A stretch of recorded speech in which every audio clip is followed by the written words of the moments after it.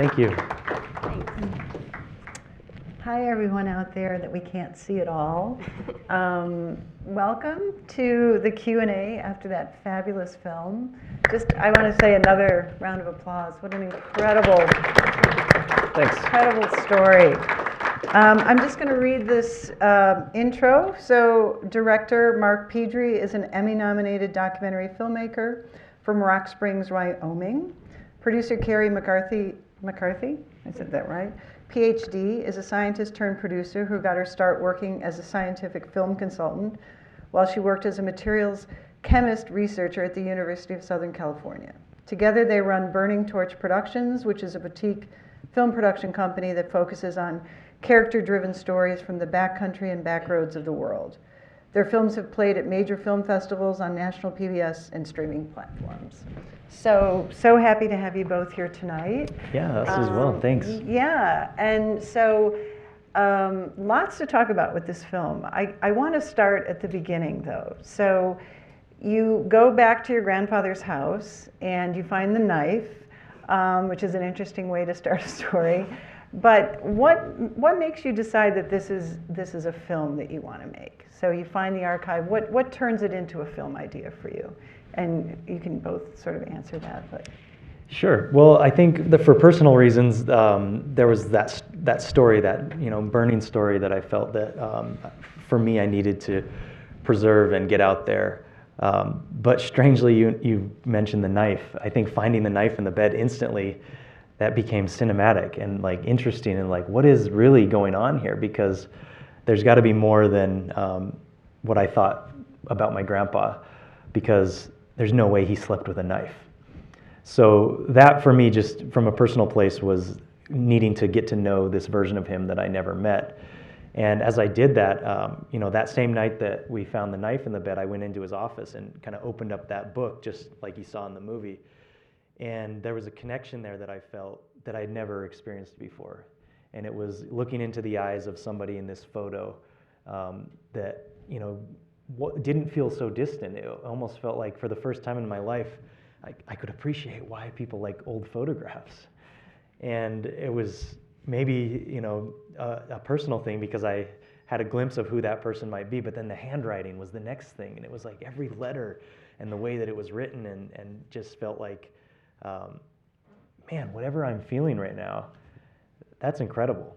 And I think when you have something like that, whether it's a personal subject or not, you have to recognize it, especially as an artist, because without that, what are you trying to do? So having that feeling, then I knew, okay, there's something here. There's something worth looking at, and I think it's bigger than just who was my grandpa to me, but who is anybody's relative before they had a chance to meet them, and what are those stories that we've never been told, and what are we carrying that we're not telling people? And that kind of became the central theme of the character, using this journey as a way to express that. I think I would answer, when we had this archive of all of this, materials, like the, paper, photos, letters, all these things.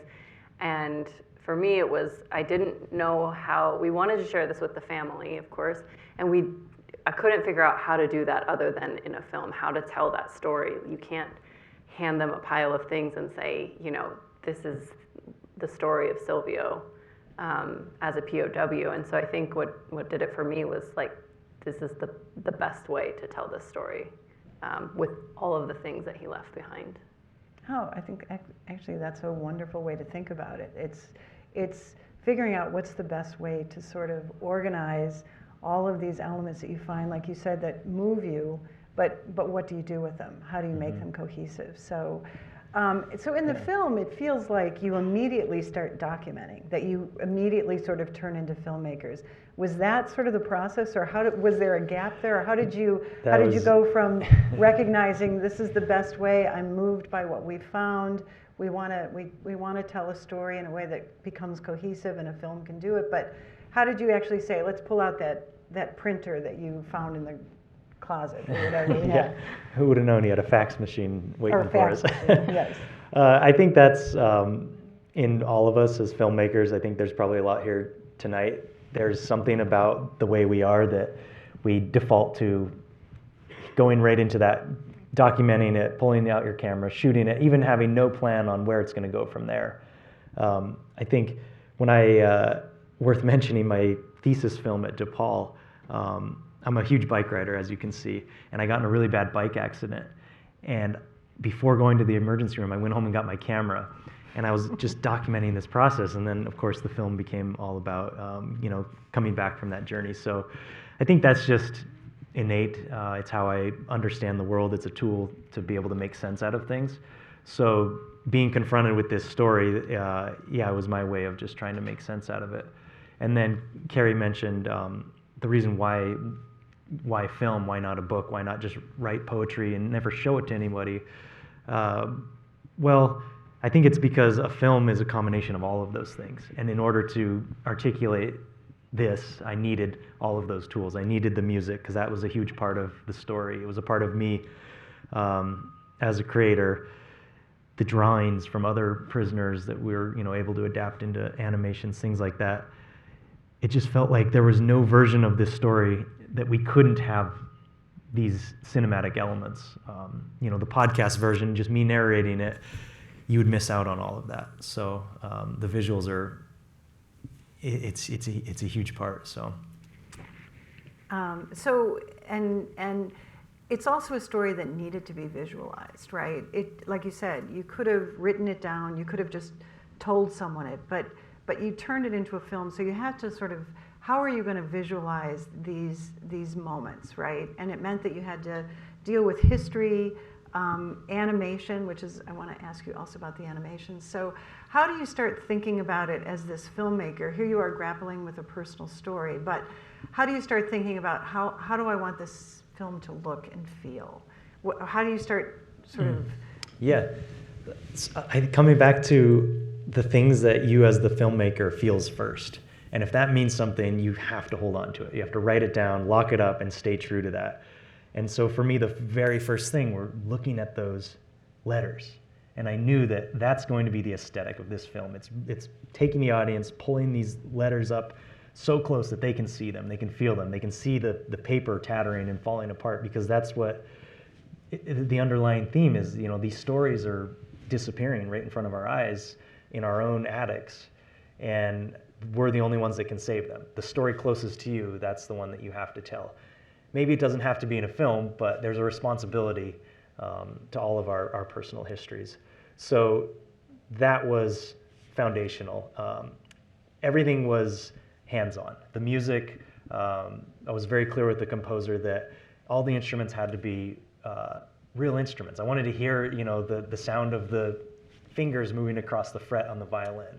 I didn't want it to be so processed and perfect and the best Steinway plugin that money can buy. I wanted it to be on an upright piano, similar to the one that I would have played with my grandpa, or that anybody would have had maybe in their house growing up. So it was, I think, a lot easier to establish those choices once I knew that this film is handmade, because you always kind of had that guiding principle to go back to. And even when we were in Germany and deciding how we were going to shoot that, that was a decision of, well, it's going to be our POV doing it. We don't want to have a crew filming us moving across Germany, because then it creates this, kind of question of, was someone else out there, or kind of what? The process became part of the story. And I think in some ways that made it easier to make those decisions, because then, we kind of made constraints of, nothing's digitized, so we're not going to worry about, aside from the animation, which is a different conversation, but you can do anything with computers these days. It's more interesting to see what humans can do without them, and this film was very much the things in my grandpa's house. Did you want to add anything to that? No, go ahead. Okay. So actually, I think that really is lovely, because it's a personal documentary, but you wanted to tell it with very personal, sort of real tangible things. And that isn't always how it happens. So talk a little bit about the fact that it is all so personal, right? To the point of you actually, both of you being in the film, making those decisions as well. How do you decide, not only is this very tangible, very personal, I've it resonated with me, but now I'm actually going to become a part of this in this film for other people. It didn't start that way. It started. He was very reluctant to be in the film, and we tried. I think the first version of the film, it was the worst version. We threw it away, but Mark wasn't in it, and we were like, this just didn't have what we were trying to accomplish. It just didn't do it. Mark was part of the story. It's the story of someone getting to know someone for the first time again through their story. And I think that's why it's relatable to anyone, even if you don't have a veteran in your life, even if it's not at all related to this. If you have someone in your life that you maybe didn't talk to, or maybe there's been a silence, that's relatable. So we knew after that first version that Mark had to be a part of it, which I don't think he was super happy about. But yeah, it was a hard moment in making the film. But I think the important thing to mention there is your team is so crucial. And even though our team was very small, being able to be honest and tell the director that the movie they made is total garbage, and we need to really think the entire makeup of this film, that was really scary. That felt like, in fact, I thought I couldn't do it. That was my first response. It's like, well, I tried, and I just don't think that this film is so personal. I don't think I can step out and make it. And Carrie's response was like, well, I think that's the problem. You need to step in. Like you're having this conversation with this character, but you've muted your voice, and then now you watch a film where I narrate 80 minutes of it. So it was a very, very big change. But I think it was just realizing, okay, what is the core thing that you're doing with this film? What are you really trying to express and bring out? And I think it was the specificity of that relationship with my grandpa, kind of being more vulnerable than I wanted to. I wrote those letters to him not thinking anyone would ever read them.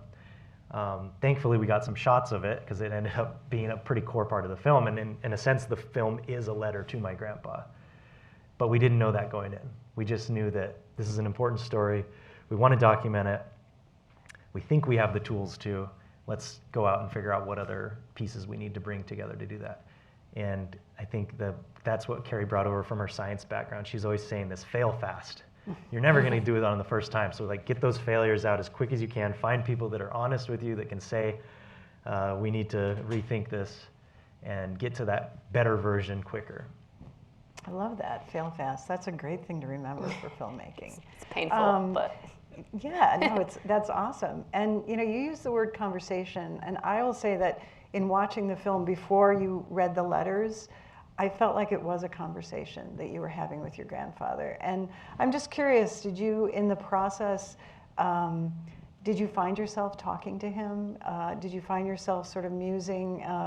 What would you think? Did it get to that point? Do you know what I'm getting at with that? Yeah, I mean, I think the biggest thing I think about every time I watch the film is like, whoa, man, what if I was on that porch and I had one more conversation? What's it going to be, and how do you have that conversation? And I think the internal conversation between my grandpa and I is the emotional arc of the film.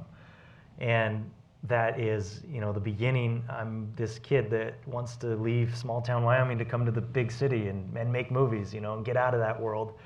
And then there's this feeling of regret and coming back and being like, oh my gosh, I left with so much unfinished business. Is it too late? And then there's this feeling of, anger of like, why didn't he tell me? Like, maybe it's not my fault. Maybe it was his fault. Like, he was sitting in silence too. I was a kid. I didn't know how to ask. And then we slowly start to come together on that and understand each other more. And that's kind of the magic of film. It allows you to have that conversation. You've got music. You have the animation. I think we talked about this in your class, which is the most liberating thing as a documentary filmmaker is realizing that literally the entire world is a tool to tell a story. And then that's also the most terrifying thing as an editor, when your director has literally the entire world to tell the story. Well, I love that you built a lot of layers into this story. It could have been very linear. You could have just gone back in history and sort of found the information you needed and be done with it. But you really built all these layers, including your bike trip. So I want to ask, just first of all, why on bikes? I mean, I know biking was a big part of your life, but why did you decide to do that part of the film, just cross-country on bikes? Yeah, it comes down to, as a filmmaker, what tools do you have, and how are you going to use those tools to tell the story? And we've always thought of the bike as a way in, both narratively, because I do have that background where it was meaningful to me. It was a point of contention with my grandpa, so it's a little bit of maybe a nod to the, I got him this time on that. But, it was in order to tell his story, so I think he would be all right with it. But also, just technically speaking, the way that I wanted the film to be, I couldn't imagine doing it any other way on a bike. So visually, moving through space in that way to get those shots where you're just very immersed in the weather. But also, I felt like, in kind of a maybe too meta of a way, but like we needed to force this character in the film to feel it, even if that character was me as the filmmaker. And we had talked about renting a car and being able to have a bigger camera and having a support crew and things like that to have a slider and gimbal and all these things. We did end up bringing a gimbal, believe it or not. We had a gimbal that we mounted to the front of the bike. But it was a way that it was the only way I felt like I could be thrust into this situation to experience it enough and be able to tell the story at the same time. I think if I would have been there in a car driving from landmark to landmark, it's just so distracting. And I think any filmmaker knows that when you're making a film, it takes over your universe. And if there's one thing that pulls you out, even if it's like, oh, where are we going to go for dinner tonight? It's hard to get back into that. And because the film was so serious, we needed something that kind of trapped us. Third part of that, and then we got to move on because I could talk forever. No. A bike. That's why we're here. Yeah, it's a film about a prisoner, being captured and deprived of freedom. And thematically, for me, the biggest representation of freedom is a bicycle. It's the thing that when you're a kid, you can walk a little ways, but you can only get so far so fast. But a bike is like, man, you hit the corner and turn.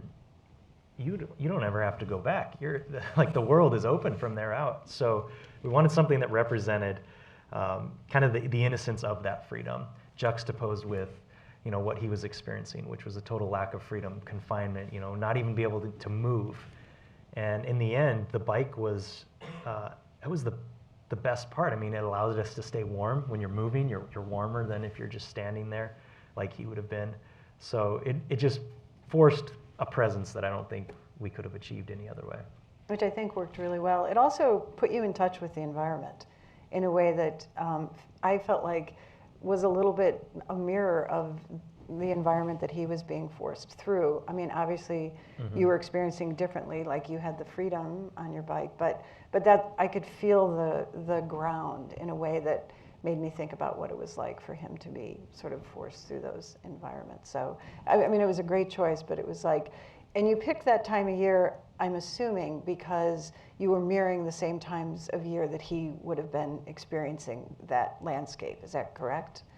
Do I have that right? Because exactly, you didn't just decide to ride in the winter for no reason. No, I mean, part of it was, personally, I wanted to be closer to his story. I didn't want to replicate it. I didn't want to compare it and feel like, oh, what must it have felt like? But I just felt there was no way to tell this story, smelling the roses and, being there for Europe's beautiful in the right time of year. Chicago is too. But right. We all know that time of year when it's not. Right. And to pull the audience in and tell a story that takes place in that, that we just had to be that time.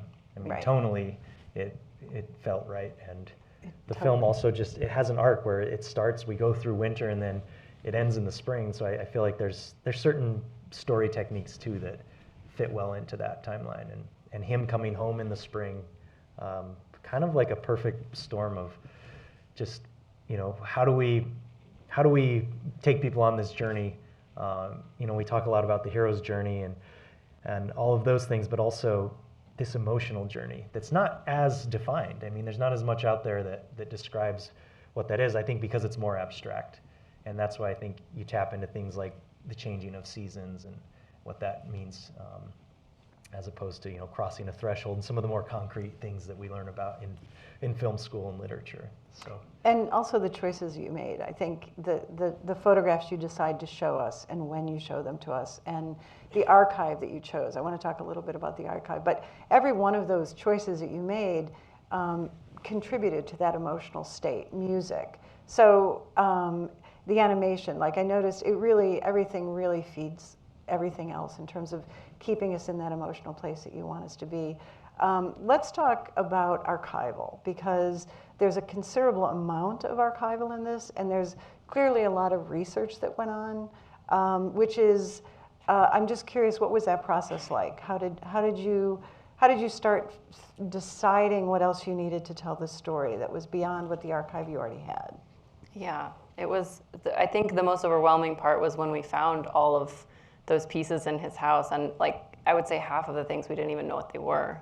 So we first started just putting it chronologically in order of when they each came, and then tried to understand what his plot was, just facts. And then we started piecing together what this piece might be, like the calendar. We had no idea what that was. So we did a lot of online just chat rooms saying, hey, has anyone seen anything like this? Because there's a lot of collectors out there when you're studying something in archival, that something like World War II, and there's a lot of people who collect memorabilia and stuff, so you can tap into that world a little bit. But then we turned to the National Archives, and it was during the pandemic, so they were closed, so we didn't actually get anything extra digitized, but everything that is there, what we were able to get digitally that had already been digitized. Also a museum in England, the Imperial War Museum, and then we worked with a group called Footsteps Researchers, and they help track a certain veterans unit within the military, and where all of the reports that would come back. So then you get all of these just like piles and piles of paperwork, essentially. And I think when you have that, it can be overwhelming, but you start to realize, okay, we're having this so we can tell a story. What are the pieces of story? We need theme, we need setting, we need characters. And so you start to look at these things and pull the things that help build those. And the other things are maybe interesting, but you have to just let them go. And so I think as we were working through the process, Mark would say, I need something to set the scene of Limburg. Do you have anything? I'd say, oh yeah, I have a great shot of the castle. Something like that. So you kind of combine these things into something that fits and serves the story. And then sometimes, maybe there's not a piece that is to Silvio's story, but maybe there's something for a supporting character that gives the vibe. So maybe like Dominic Soretto, the letter home to his sister. That's not specific to Silvio, but can build on what the situation was, what he must have been feeling, what it must have been like on the front line there. So taking things that serve that, emotional state that Silvio was in, thinking of things that support those, and then the rest of the stuff maybe doesn't make it in. It's just always serving the story, and often that's not just the plot. Often it's the setting, often it's the characters, themes and stuff. So, and also the director, you need things to depict a scene that you could never get archival of, like the river crossing or what was like in the train car. And so for that, we, Mark touched on, but found journals of prisoners of war who were at the same camp Silvio was, and they had written what it was like and sketched out drawings of the camp. And so we used those with Drew Christie, the animator, and he derived the characters in that style and then put them in the world so that we could pull from that. So I think with the archival, it's just, how does this serve the story, and how can I pull things that are artistically relevant to putting the audience there. Yeah, I mean, beautiful job. I think it worked really, really well. The animation in particular, I was really surprised when I first saw it. How did you make the choice to animate as opposed to, because everything else you were using sort of in its natural state, as you put it, you know, letting us feel the photograph, but there you turned it into something a little bit different. So I'm kind of curious about that. Yeah, the animation was a big decision because that is the only thing that kind of takes us out of Silvio's archive. And there was an original idea to use the original drawings that prisoners of war had made and almost employ a similar technique. But it kind of came down to, I guess, integrity about the story and how you're telling it. And we didn't want it to seem like Silvio drew those or he had kept those in his archive and there'd be some confusion about, well, where did these drawings come from?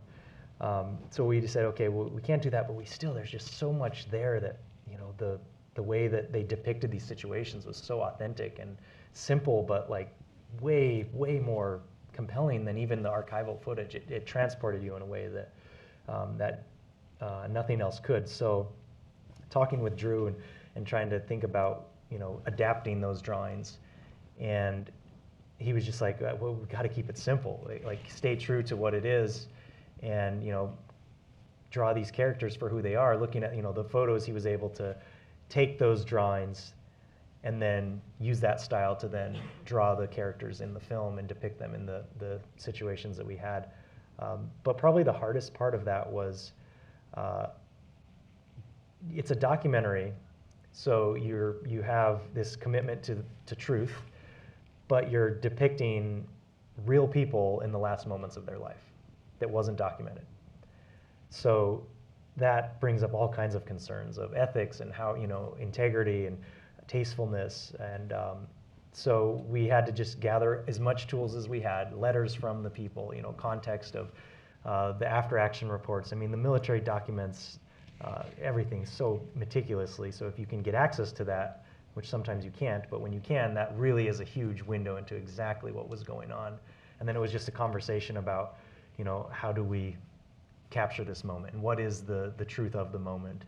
And it came down to just the most simple version of it, which is often the hardest to get at. Everything else was more complicated and detailed, and then you just start to strip it all back until there's, you know, one thing left. And for example, on the train, you know, we didn't want to show anybody getting shot, but so we obscured the background, and that's just, I mean, if you look at that frame of the soldier or the prisoners in the train there, Drew made the decision to not clearly depict anybody's eyes but Silvio's. And it has this feeling of darkness, and doesn't necessarily detail anyone in a way that other than Silvio, because he was the only one that we truly knew what it was like for there. And then that moment where he closes his eyes, because you don't know what happened after that until the train doors open. So that was a huge collaboration. That was a big step, trusting this other person to come into the project and help us fill in those gaps. It was a combination of the research and then also just kind of trusting that this will maintain that emotional genuineness. But the first time you see it, you kind of doubt it. And you're like, where are they going with this? And that boat scene is, yeah, a lot of people, they get hung up on that. And then they're like, man, if it didn't come back around to that final shot where Silvio steps out of the camp, they're like, I'm not sure the animation, I needed to be on the full journey. And I think that's almost every part of the film is that same way. You know, you can't pull out one piece and expect it to work. So the animation, the score is another example of that, where, you know, it fills in a gap that you pull out the score and it's a totally different movie. Right. I mean, half the film, the whole film, it's wall-to-wall score. But that's a great example, though. When you first see the animation, you're right. You're a little like, well, wait a minute, what's this? This isn't the story you've been telling me so far. But to really sort of commit to it and trust that, whoops, we're gonna hang in there with you, because you're gonna not leave us with just that one time with it, but you're going to say this is going to become a part of the story. I think I felt exactly what you just described, so I appreciate that you brought that up. Sometimes we have to make those little leaps in the story, knowing that it's like, okay, hang in there with me, because you're going to see that it's going to pay off for you down the line. I think you did that a lot in this film. Any surprises as you were, I mean, things that, obviously there's so much research, there's so much time, there's so much commitment that the two of you put into this, and it shows. I mean, the film has a really, just a beautiful pace, and everything feels very committed. But were there any moments in there where you're just like, what is going on, that you either didn't want to reveal to us or just you experienced on your own in the process of making it? I mean, I think when you pack up and go to Germany on a bike with camera gear, every day is like a surprise and a question of how are we going to get to the next day. The first day of filming on the bike, we dropped a camera and we're just like, it's over. We tried, it's done. That's what we get for, going off on this. Thankfully, it survived. I don't know how. That was surprising, just technically speaking. But I think the biggest surprise was going out on a limb, not knowing how we were going to get to the end. I mean, not just the end of the bike ride, but the end of the filmmaking process. And kind of being grateful that we didn't know. Because if we did know what it was going to take, we wouldn't have started. We'd have been like, I don't think we're up to it, or there's no way we're going to be able to figure that out. But continuously along the way, you meet people that have a little bit of motivation, or they provide that piece that gets you back on track, or they literally pick you up on the side of the road and buy you a hamburger in the middle of France. Things like that. I think it's a testament to people recognize passion, and when you meet somebody that they're on this journey, this path, you can't help but kind of sign on and be interested and want to help them. So we didn't expect that going in, and that was really cool. And since then, we've gone back to France and Germany twice, and those connections now have led to screening the film at schools or cultural centers and things like that, all the way up to we screened the film in a barn of a guy at Sandbossel, a German guy who was a child going to school when they would march the prisoners from the train station to the camp. So as like an 8-year-old kid, he has a memory of these American soldiers coming through, and I mean, he has all kinds of other memories too. It was a very powerful experience for him to see the film. But had we thought that we would go to this barn in the middle of rural Germany, put up a projector and speakers and watch the film, and be able to think about 75 years ago, what a different world, and how humanity can heal, but also a lot of the trauma and ripple effects that don't heal and that last forever. Yeah, So, I think one of the surprising things came after the film at how relevant it is today. We went back and screened it right after the war in Ukraine had started, and we had Ukrainian refugees in the audience, and it's like, almost too relevant, Right. And the conversations around that, I think we did not, going into the film, we absolutely didn't think it would be so, of the day. I think in that way, the film has been able to be used as a tool for conversation, to talk about, how did the world come to this, and how do we stop that from happening, and how can we be, diplomatic and maintain positive relationships with our different countries and be tolerant and all of these things. I guess we didn't realize that naively, maybe, but I think the other thing that when we were there that's actually was surprising, we were naive we're like, oh, maybe we could get to Germany and interview some people who were young during the war, and maybe they would, offer an interview. And we tried, and we realized that you can't just go up to somebody, even though you're on a bike, and that's very, not aggressive. Like, someone comes on a bike and you don't, it's a friendly thing. And but realizing that how much trust you have to have in someone before they're going to tell you their story. And I think often people think, people didn't want to talk about it when we were, tried to bring up this subject or something. But it really takes a lot of trust to say, hey, what was your family doing during the war? Whether you were on one side or the other, it's like you can't just come up to someone and ask that. But coming back with the film and sharing it with audiences in Germany and France, then people start sharing their story, because we've gone on the journey with Silvio together, and you can you feel trust in the person who you're telling a story to. So I think that's something that we didn't realize so clearly when we first started. That's such a great observation. I was going to ask that question, and you already answered it, which is, how do you get audiences, how do you get people to connect and open up and have conversations around these issues when it is difficult for them to talk about it? But as you pointed out, the film becomes a catalyst for that. So can you talk a little bit more about that impact campaign idea around the film? How are things going with conversations maybe, or screenings with veterans? What kind of things are happening with the film around that? Yeah, so when we first, the film did a festival run, and then we kind of went into more of an impact campaign where we partnered with organizations, whether it's veterans organizations or cultural centers or, you know, diplomatic organizations, to screen the film and then have a conversation.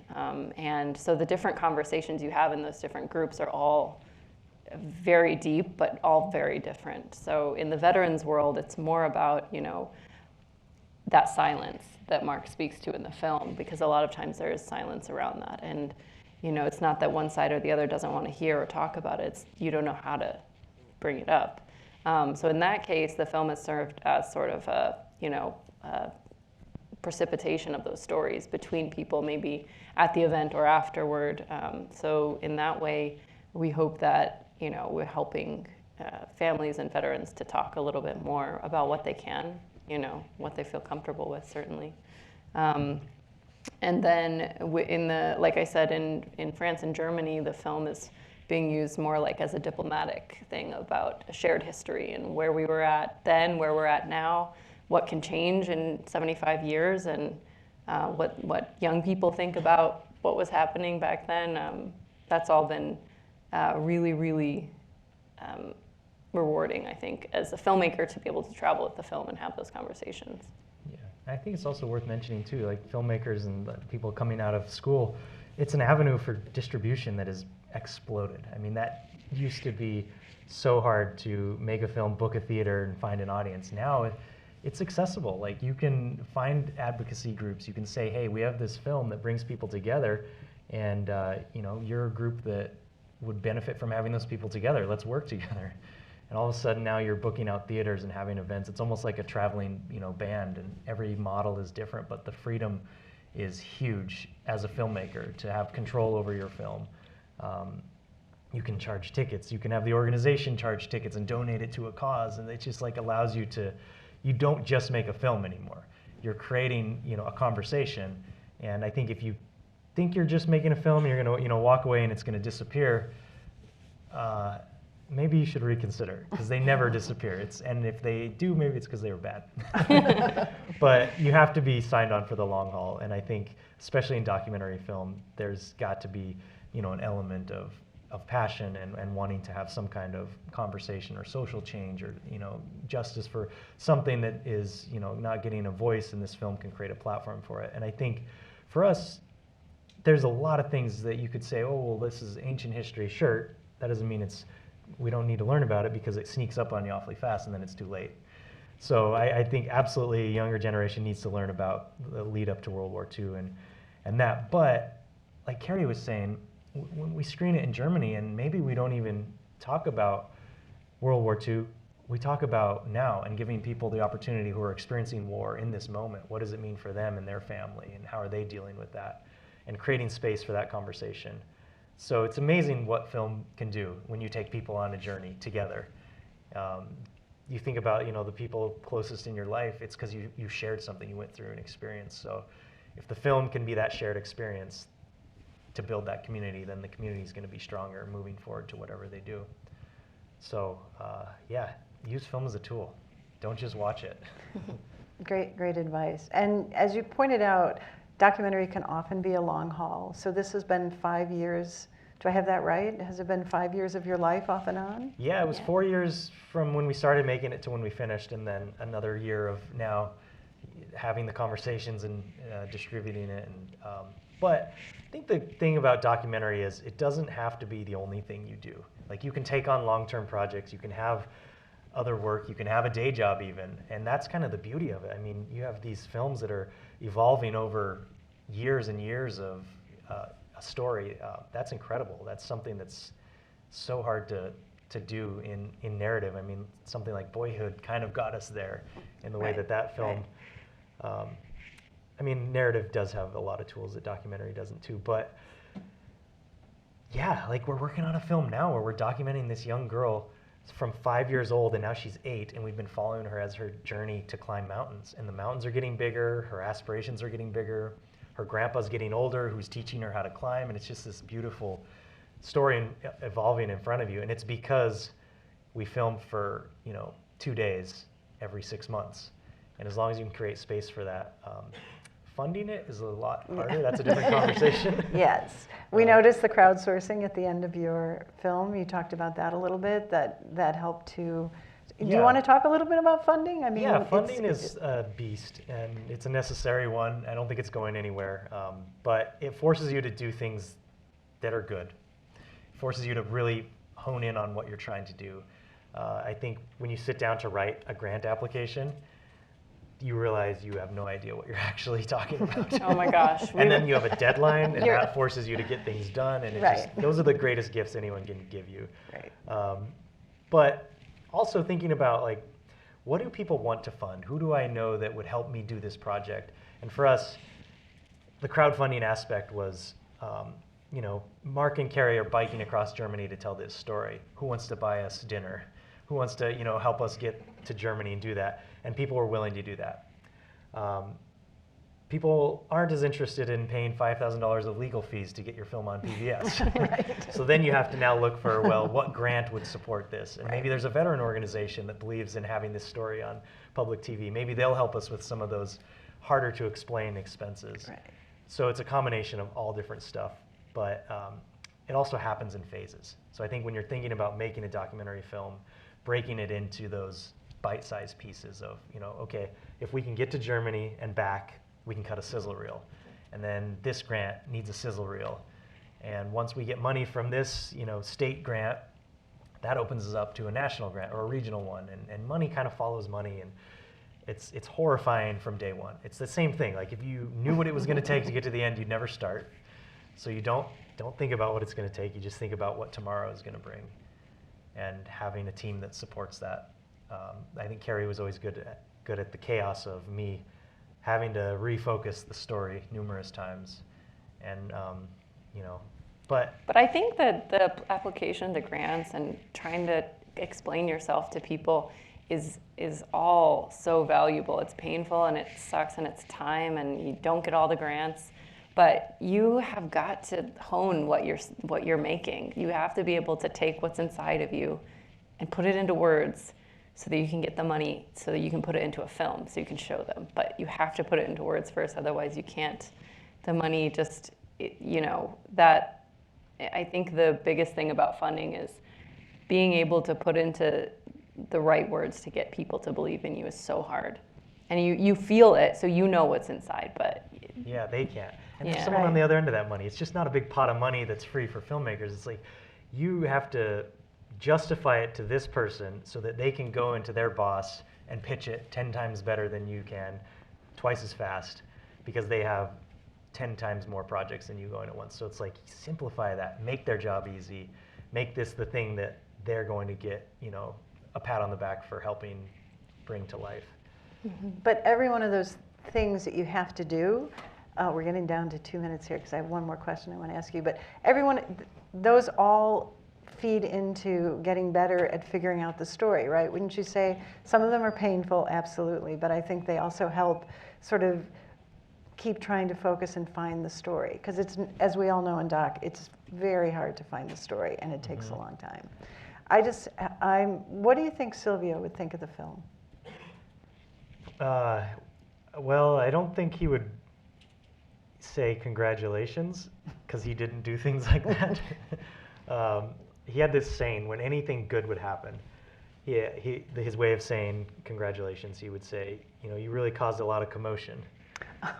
So I think he would probably, that would be his way of saying. Say it in his voice. Mark does a good Silvio. He'd say, boy, you caused some commotion. I think he would be happy. It memorializes his story, it honors his story, but it also gives a voice to people that he was close with, that he lost, and it's connected us with those families. And I think that's a crazy thing about how stories can, bridge the gap between things that we couldn't on the porch. We never could have had the conversation. The film had to be that conversation, and I think he knew that. That's why he never brought it up, and that's also why he left everything. I mean, he could have thrown it away. He wasn't a hoarder. So there were a lot of things that felt deliberate, even though, we're going into this house that kind of felt like it was left totally vacant. It was somewhat curated. It feels that way when you see it in the film. It's like he almost was leaving these things for someone to find, and you found it for him. Are we ready to move on to Q&A? All righty. Okay, great. Well, Here thank it you is. both. That was great. Yeah. Great. And so it's hard for us to see you out there, but I think they turn on the light. There you go. They turn on the light and they're going to ask you questions. Well, it was a great film. I really enjoyed it. Thanks. I have a question kind of about post-production, because you took this trip and shot a lot of footage, and I was kind of wondering how much of the film you had planned initially and how much of it was kind of starting from scratch. What's kind of going through that first assembly cut and beginning to parse through everything? Yeah, boy, post-production was a big hurdle. I think thankfully I was editing it, so we weren't hemorrhaging money at every turn. I mean, we were hemorrhaging time. But it was a time when time became endless, and that meaning the pandemic hit. So all of a sudden we weren't rushing to get the film done, and we kind of felt like maybe the world will never be the same, so we're just going to edit this for eternity. And the original cut, we had this structure of the archive, and that was kind of foundational. I knew that this had to guide the whole story.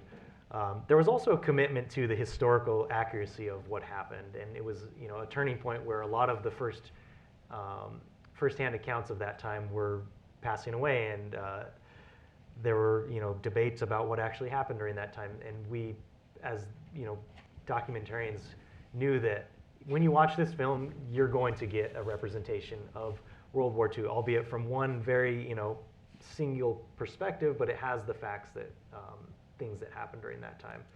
So that at least put up some guardrails to work within. There was also the bike journey, which we knew was going to have to somehow take us between those two worlds. So that made editing, at any point in time when it felt like maybe it's becoming too reportative and seeming about just the history, okay, we need to bring it back to the bikes. Where are Mark and Carrie at in this story? What is the emotional arc of them? And that's when it cuts to those moments in the barn where Carrie kind of reflects on the nostalgia of it, because there's these things happening in our lives as we experience it. They're totally different than what was happening in Silvio's. And his was very driven by the history, and then, but as an audience, you're wondering, you're like, but what about Mark and Carrie? This kind of feels like an adventure.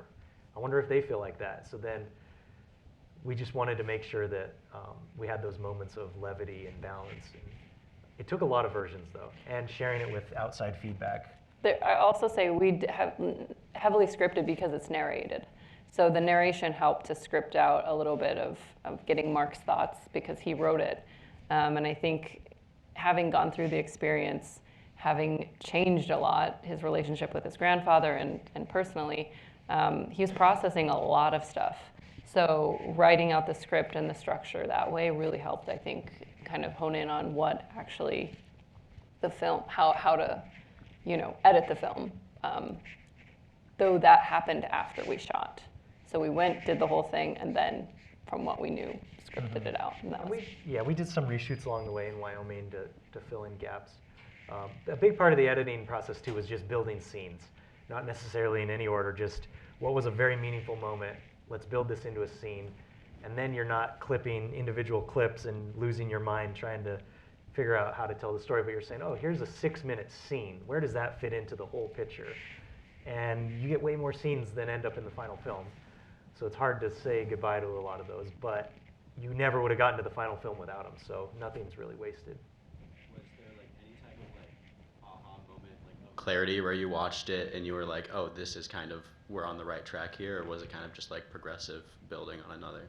The archival footage of my grandpa that he recorded himself was the aha moment. That provided a way to introduce him, to utilize his voice, kind of create personality, and then it's really subtle.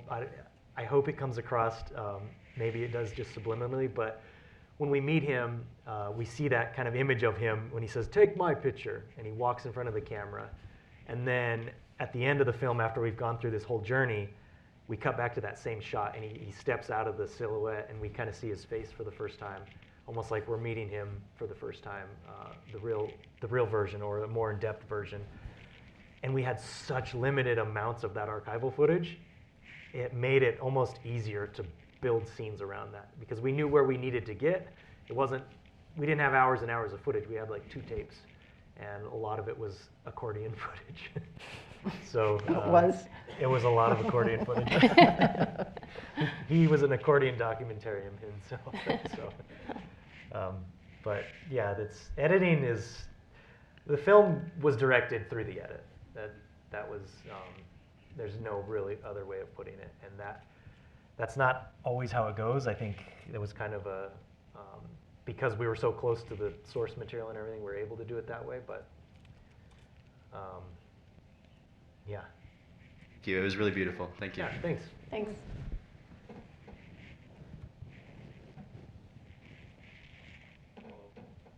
Thank you. Yeah, so I was wondering, what did you learn when you were at DePaul that helped you when making this film? Like, what were there any lessons or anything you remember from any of your classes that was like, oh, I can apply this in making this movie? Yeah, tons of stuff. And I think you don't realize it at the time, which is a good thing, because you don't always know when you're learning something until you apply it, and then you're like, wow, that makes sense now. The biggest thing was probably knowing when to tell a story and when not to, because there's stories all around us. We're surrounded by them. We meet people. Other people are telling stories, and recognizing what your role in that process is. Sometimes it's helping somebody tell their story. Sometimes it's bringing your own story into the world. And I felt like there was a couple different classes I had that really focused on that. Editing class was a huge one, learning that, anatomy of story editing is like a practical, it's the ultimate test. If you can't make a story by editing, maybe you can't make a story. And just emphasizing the importance of that. And I came in with a little bit of editing experience, but just, dropped into basically editing every project when I was here, taking on projects as an editor with classmates, and kind of realizing that there's so much value that comes through that. And you get to collaborate with everybody involved. You get in on so many of the creative conversations and seeing how that process comes together, even from the narrative side, not even just documentary, but you're working with why something is well directed. I don't think I knew what it meant to direct something before I came to DePaul. I really didn't know what it meant to make movies before I came here. So in a sense, everything helped me on that path.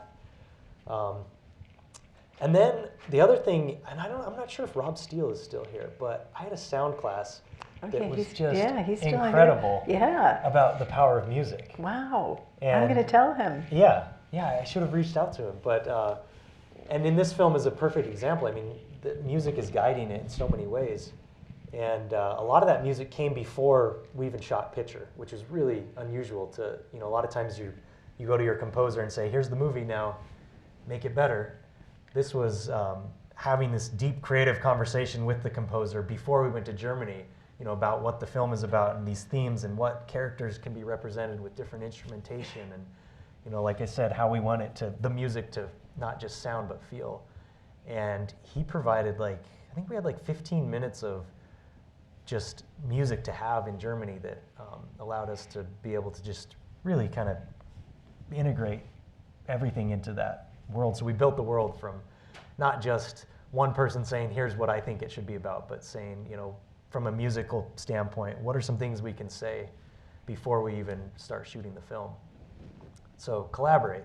Find those people that do it better than you, and you know, learn from them, and they'll be with you for your whole career. So be the person that's on the group email, responding to people, showing up, being positive, finding ways to work around stuff, not how to get out of things, and you know, troubleshooting, because that's filmmaking. It's just troubleshooting until you have something. It's never not chaos. Yeah, it is. That's true. Thank you.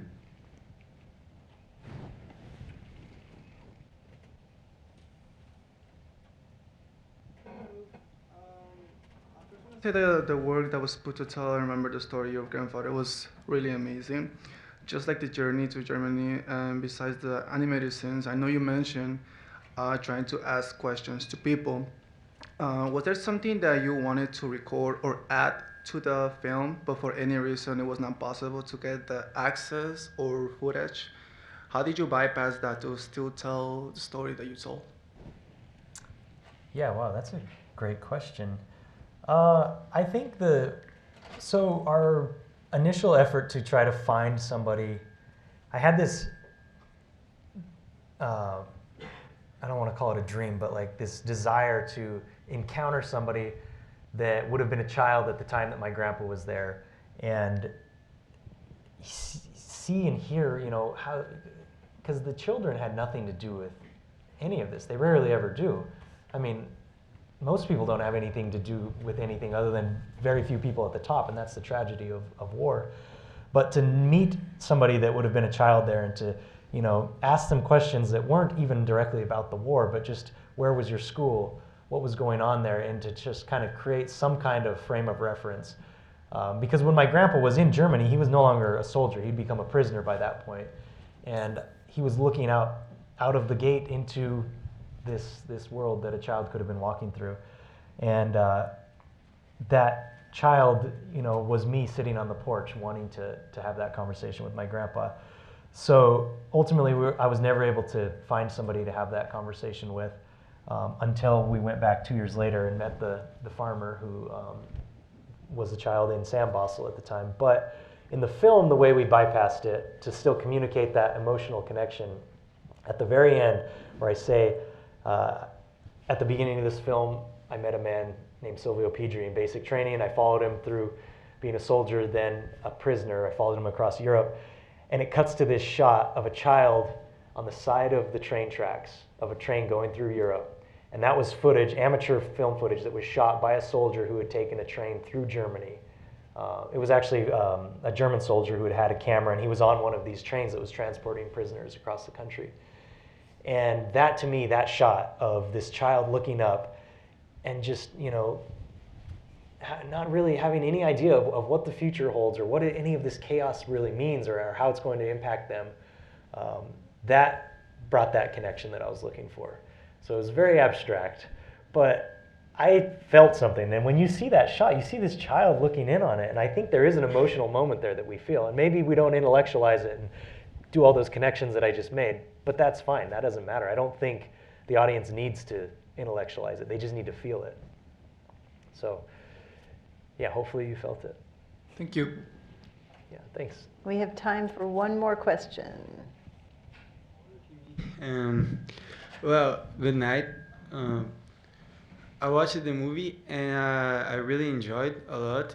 It has a lot of personality, identity, ancestry, and like me myself, I don't have a lot to do with the context. No one in my family does, but for some reason I felt just like so connected with it, and I don't know, it made me think about like my grandparents, about what am I going to be when I'm like someone's grandparent. And I want to know, like, how did you bring this sensation? And also, where can I find this movie like to share with my family? And how was the distribution process for you, like to find the place to show your movie? Yeah, well, I'm glad you came tonight and felt that. And I think the reason why you felt that is, it's not because this story was extraordinary. I mean, there were some very incredible things that my grandfather went through and endured, and you know, I see him as a hero. He's my personal hero. But the film is not a call to make him everyone's hero, and I think the film is more of a call to think about the people in your life that have this connection. And I don't think it's about the sensationalism of the story. I think it's about the connection of the story, and realizing that these people in your life, you know, there's a piece of them in you. There's a wanting to connect and know where they came from and what they experienced before you were there, when they were your age. And I think that's kind of the whole goal of what we were doing is, you know, we're two people. We can only tell one story at a time, and there's so many more out there. And there's no telling what the impact could be for any person personally, especially if, you know, they're called to tell that story. So I think that's great that you felt that, and I think you should recognize that, write it down, you know what it feels like now, and know that you have the ability to be able to transport people and make them feel that with your personal story. Can I add to that? Yeah. I just want to add, I think when we first started making the film, we thought we had to make a World War II film, big, tell every single thing that happened, follow the war, let people, you know what was happening all around the world. And I think what we came to is if you distill it down to the most personal piece of that, it becomes universal. Everyone has those silent moments that they know there's holding something more. Everyone, like Mark said, has a parent that didn't know them. You know, you didn't know your parents when they were young. Everyone has that. And so I think to your point of trying to capture that feeling is in anything you're trying to convey, when you make it so personal, people see themselves in that. It's easier to do that. It's easier to see yourself in a personal story than a whole war. Mm-hmm. Yeah, capture what's true to you, because I don't know, you know, and if you can capture that and put it in a film or you know, write it in a book or something, music, that's the art of capturing what's true to you and having that, you know, somebody else feel that emotion. The film will be, if you're based in Chicago, it's going to be on PBS on November 12th at 3 p.m., so you could share it with your family there.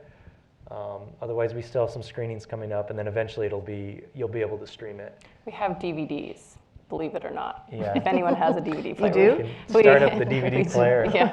Yeah. Grease it up. So that's one way, but. Yeah, and then the distribution process. Yeah, there's a lot of outlets for distribution. It's this is a very hybrid way of distributing a film. We do a lot of live screenings. It'll be available on Canopy, which is a university and library-based streaming service. So if you have a library card, anyone can watch it on there, just like, you know, like a Netflix, Hulu for libraries. And then public television, which is, you know, a great avenue for really anything. Public TV is having a moment right now. They're on the streaming platform. It's accessible. The walls aren't quite as high as some of the big, more corporate streamers, which we won't name because we don't know who's watching this. But just know that there's a lot of partners and advocates out there, especially for personal stories. Yeah. Awesome. Very much. It was a pleasure to watch our movie. Thank you. Yeah, thanks for coming. Thanks. And Great we questions. are wrapping it up right now. So thank you for that last question. And thank you to Mark and Carrie. I was going to call you Casey. I'm so sorry. For being here tonight. Thank you all out there that we can't see. And Yeah, and that's it. Thanks to DePaul for bringing us in and having Thank this you, conversation. DePaul. Thank you. Thanks.